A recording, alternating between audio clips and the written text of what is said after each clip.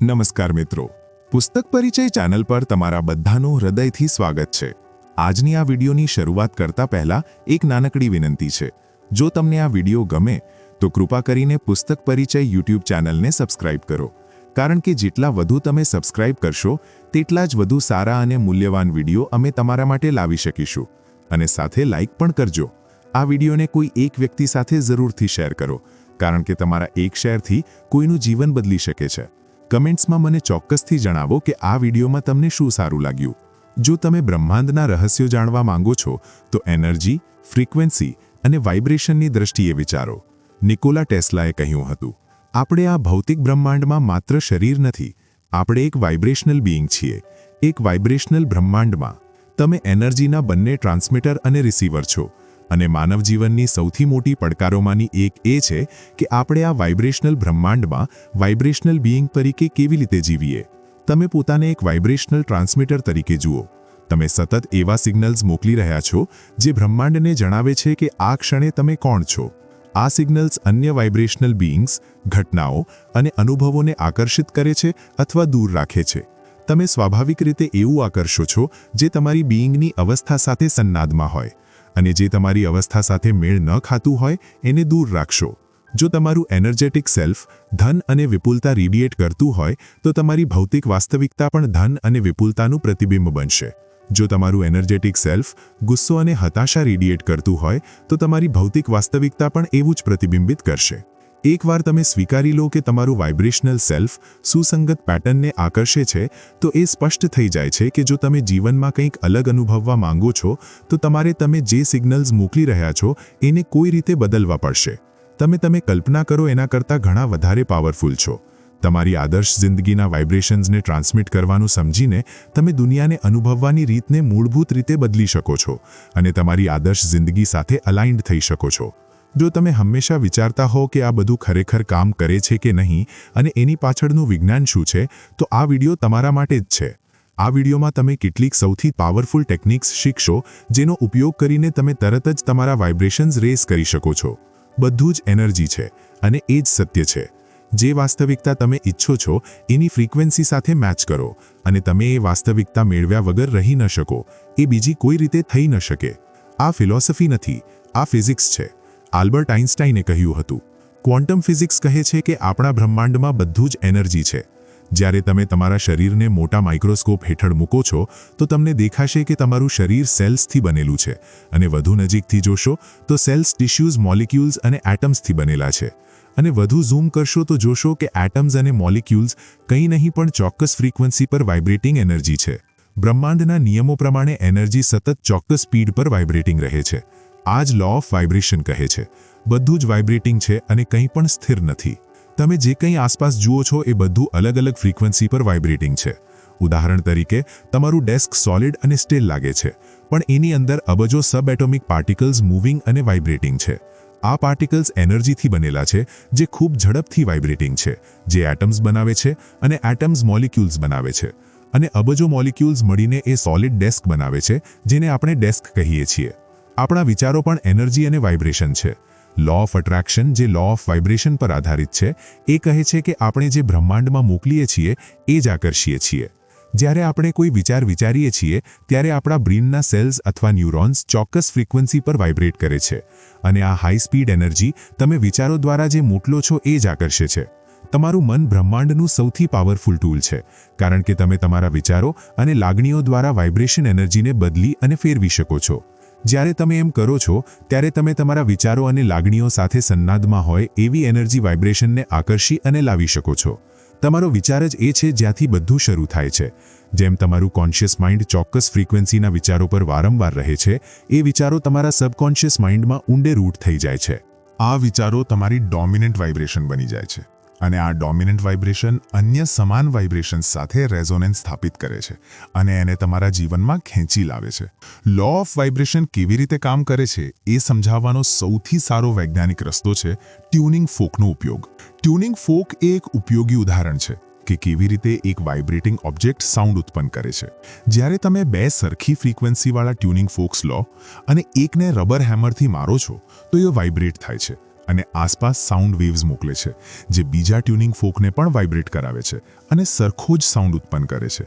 આને રેઝોનન્સ કહેવામાં આવે છે. જ્યારે તમે કોઈ વિચાર વિચારો છો અથવા કોઈ લાગણી અનુભવો છો ત્યારે તમે વાઇબ્રેશન દ્વારા એનર્જી તમારી આસપાસ ટ્રાન્સમિટ કરો છો અને જે વસ્તુઓ, લોકો અને અનુભવો સરખી ફ્રીક્વન્સી પર વાઇબ્રેટ કરતા હોય એ તમારી તરફ આકર્ષાય છે. આ જ રેઝોનન્સ છે.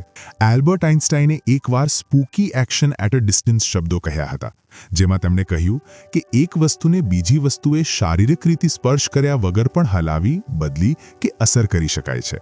એટલે જે એનર્જી વાઇબ્રેશન તમે બ્રહ્માંડમાં મોકલો છો એ જ તમારા જીવનમાં આકર્ષાશે. તમે તમારા લક્ષ્યો પર ઘણો સમય અને મહેનત કરી શકો છો, પણ જો તમે વાઇબ્રેશન ન બદલો તો તમે ક્યારેય તમારા સપના પૂરા કરી શકશો નહીં અને મેનિફેસ્ટ કરી શકશો નહીં. એ જ કારણ છે કે આપણે ઘણીવાર અનુભવીએ છીએ કે બધું આપણી રીતે ચાલતું નથી.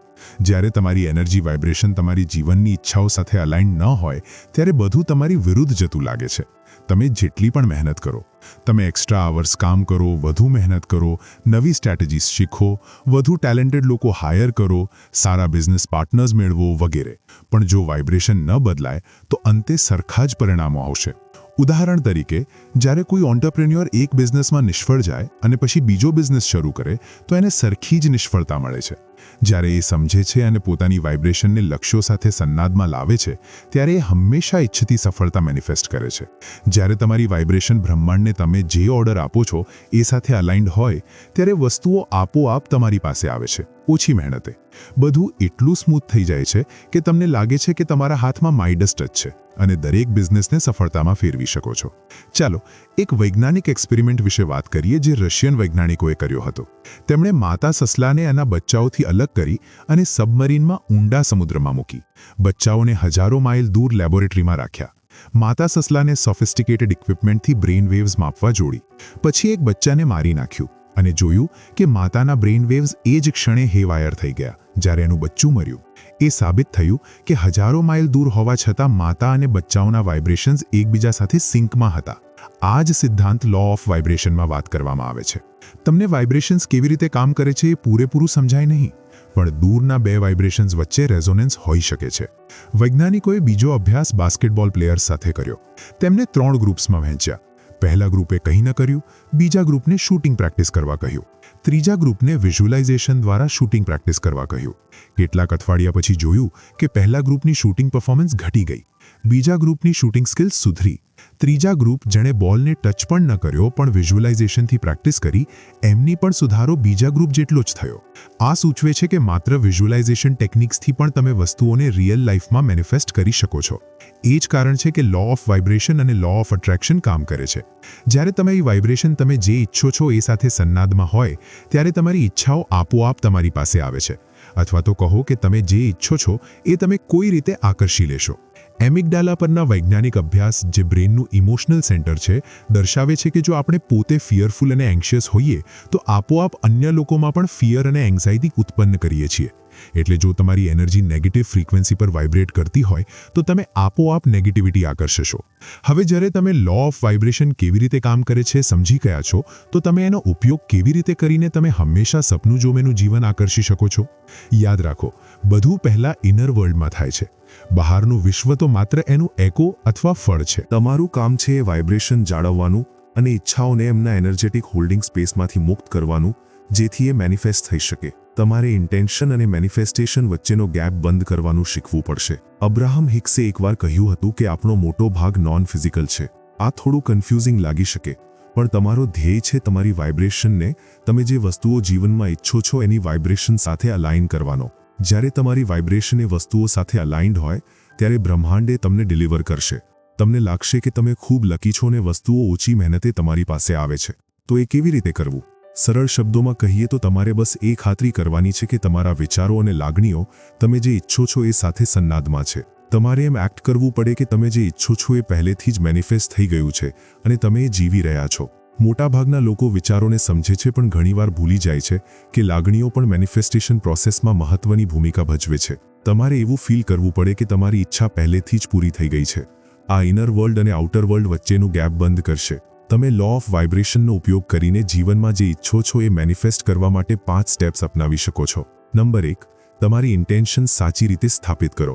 લો ઓફ વાઇબ્રેશનથી ઈચ્છાઓ મેનિફેસ્ટ કરવાનું પહેલું પગથિયું છે ઇન્ટેન્શન સાચી રીતે સેટ કરવી. મોટાભાગના લોકોને ખબર જ નથી કે એમને શું જોઈએ. મેનિફેસ્ટ કરવાની તો વાત જ દૂર. એમની ઇન્ટેન્શન્સ વેગ હોય છે. એક ક્ષણે સક્સેસફુલ બિઝનેસ ઈચ્છે, બીજી ક્ષણે શંકા આવે અને એક્ઝિસ્ટિંગ કરિયરમાં ચાલુ રાખવું પસંદ કરે. આ બ્રહ્માંડને કન્ફ્યુઝિંગ મેસેજીસ મોકલે છે અને વાઇબ્રેશન્સ અલાઇન્ડ ન રહે. બીજું, મોટાભાગના લોકો પોતાની ઈચ્છાઓમાં પણ વેગ હોય છે. એમને રિચ બનવું છે, પણ કેટલું એની ખબર નથી. 100 રૂપિયાનો રેઝ મળે તો એ 100 રિચર છે, પણ એમને લાગે છે કે એ પૂરતું નથી અને નેગેટિવ ફિલિંગ સાથે જોડાય છે. એટલે ઇન્ટેન્શન સાચી રીતે સેટ કરો. એ સમજો કે તમને શું જોઈએ અને જીવનમાં શું પ્રાપ્ત કરવું છે. માત્ર જ્યારે તમને ખબર હોય કે તમને શું જોઈએ, ત્યારે જ તમે બ્રહ્માંડને સાચા અને કન્સિસ્ટન્ટ મેસેજ મોકલી શકો છો અને બ્રહ્માંડ તમારી ઈચ્છા તમારા જીવનમાં લાવશે. નંબર 2, વિઝ્યુલાઇઝેશનથી તમારા વાઇબ્રેશન્સ રેઝ કરો. બીજું પગથિયું છે વિઝ્યુલાઇઝેશન દ્વારા વાઇબ્રેશન રેઝ કરવું. તમને પહેલેથી જ ખબર હશે કે સપના મેનિફેસ્ટ કરવા માટે તમારી વાઇબ્રેશનને તમે જે ઈચ્છો છો એ સાથે અલાઇન કરવી પડે છે અને વિઝ્યુલાઇઝેશન એ સૌથી પાવરફુલ ટૂલ્સમાંનું એક છે.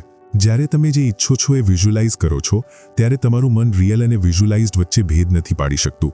એ જ કારણ છે કે જ્યારે તમે લીંબુનો રસ મોંમાં નીચોવવાનું વિઝ્યુલાઇઝ કરો છો, ત્યારે મોંમાં લાળ વધુ આવે છે.